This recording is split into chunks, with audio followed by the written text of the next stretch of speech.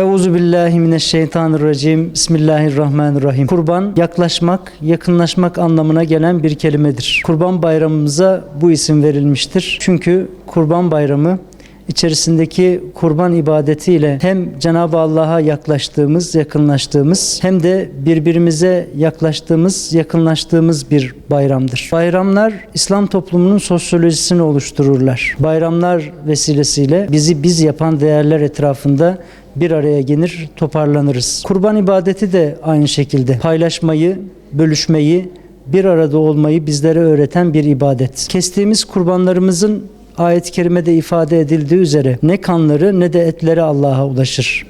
Allah'a ulaşacak olan bizim takvamızdır. Bizim teslimiyetimizdir. Bizim birbirimize olan sevgimiz ve muhabbetimizdir.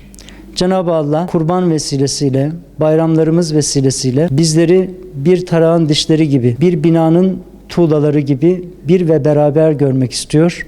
Kurban Bayramı'nın hem Allah'a yaklaştırıcı boyutu hem de bizim birbirimize yaklaştırıcı boyutu söz konusu. Kurban ibadetlerimizi bu itinayla ele almalıyız. Peygamber Efendimiz sallallahu aleyhi ve sellem bir gün Kurban Bayramı günü kurbanını kestirdi.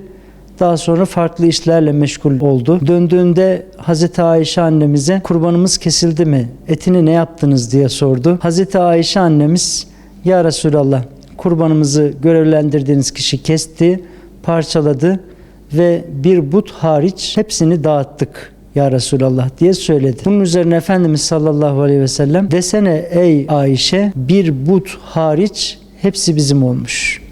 Yani paylaştıklarımız, fedakarlık yapabildiklerimiz bizlerindir. Cenab-ı Allah bu bayramlar, bu kurban ibadetlerimiz vesilesiyle paylaşma, fedakarlık yapabilme, İsar alen nefs medeniyetimizde vardır.